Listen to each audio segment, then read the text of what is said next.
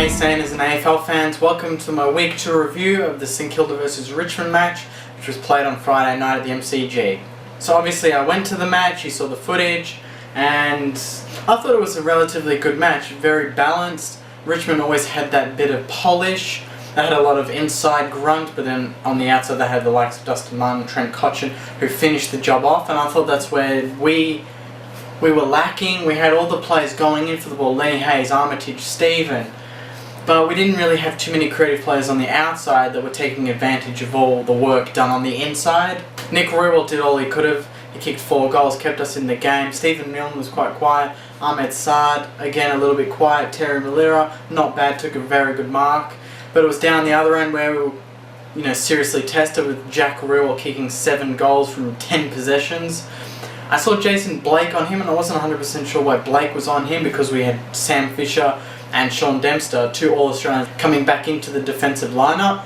And they had Vickery down there, they had Riewoldt, Jake King, not too many talls, and I was wondering why someone like a Sean Dempster or Sam Fisher wasn't on Jack from the start. They had Jason Blake, who, he's gallons and he does try his absolute best every week, but if you're serious about winning football matches, you'll put your best defender on the best forward, and possibly the best forward in the league. So that was a bit confusing. I thought everything else was pretty good. We won centre clearances by about 10, which is surprising considering Richmond absolutely dominated Carlton's midfield the week before, and Carlton have got Mark Murphy, Chris Judd, Bryce Gibbs, and those players going through the midfield. So I thought we competed really well there. I still don't see attacking flow, coming along too well at the moment, because we go forward a fair bit. We went forward 52 times to Richmond's 56.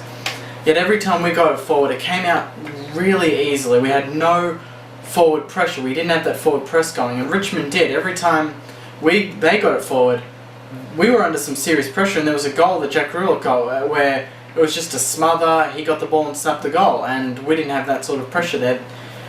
I'm going to talk about the umpire. I thought the umpire was an absolute idiot. So many wrong decisions. I'm pretty sure there was one point where there were 2 Richmond players over the ball, holding the ball in together, and it was holding the ball, and I thought, okay, yep, you got it right, St Kilda's free kick. Bang, his arm went that way, and I think he made a mistake there, and he knew he did, but he didn't want to change it and look like an idiot, so he just let Richmond take the ball away.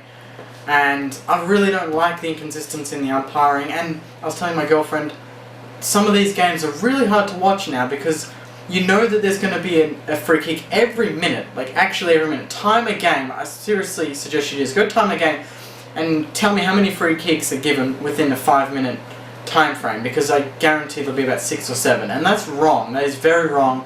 It stops the flow of the games, and when the game does get flowing like this one did in patches on Friday night, it was awesome to watch. Players were going in hard.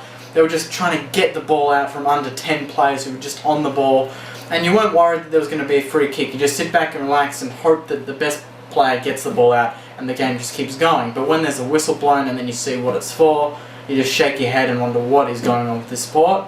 But the final score, yes, 82-99. Richmond supporters, Garni, you've won the premiership 2 in a row now. It's a fun stat here. First time that Richmond won 2 in a row since 1997, and it's the first time for St Kilda fans that St Kilda has lost the first 2 matches of the season since 2000, and we all know what happened in 2000. We got dominated every week. But I have to say, even though we lost to Gold Coast, we tried, and even though we lost to Richmond, I thought we were very gallant. We could have been out of that game at half time. We could have given up, but every time they got 20 or so points ahead, we always pulled them back and got within 4 points after an Ahmed Saad goal in the last quarter. So I thought we were pretty good this week. I'm hoping that it's just a week-by-week thing where we get better gradually. So hopefully GWS next week away, we're very good, and then hopefully after a win we come back and beat Essendon, who were outstanding against Melbourne, but it's hard to judge whether they were amazing or it was just Melbourne was so poor. But going by the stats, I thought we were pretty good. We had 7 less kicks, we had 2 less handballs, so pretty even there in the disposal category. We had more marks, we had 14 more tackles, so there you go. I thought we did really try well there. We had a couple less hitouts, but McAvoy was very good. Stanley was also very good. Free kicks were 15-23 Richmond's way. We had more rebound 50s. I thought it was quite a good performance from the team. Wilkes was okay, but I feel like maybe Cozzy coming back would be a really good thing. Schneider, when he came on as a sub, was outstanding. He really did give us that polish around the ground that we didn't have prior to him being on the ground. And most disposals on the ground was Trent Cotchin, who had 31. I didn't think he was that effective. I mean, he had 31, but it wasn't like Ablett when he had 34. He didn't kick 4 goals. He didn't set up many goals. He was just from defence to attack. He was getting those disposals there, not really in any dangerous positions, which I was pretty happy with. Montagna came back after being suspended and had 27. On the ladder we sit in 14th position, while Richmond are 5th. Very good there. Essendon on top, Port Adelaide 2nd, and Sydney 3rd. Freo 4th, and Richmond obviously 5th. And Geelong now 6th, who have just come back from 41 points down against the Kangaroos. So great win there from Geelong. They never give up, and a lot of teams, especially Melbourne, should actually watch a lot of Geelong games and try and mould their spirit around that, because Geelong may not have the best list in the competition. They used to. They don't have any anymore. But they really do have the best spirit and the guts. They just don't give up. They always come back. You're never safe when you're playing Geelong, even if you're 41 points up in the second quarter. So there's just an amazing effort from Geelong. And at the moment, Collingwood and Carlton are battling, and I think it's 21 all, 10 minutes into the second quarter. So anyway, guys, thank you very much for watching my review for this game.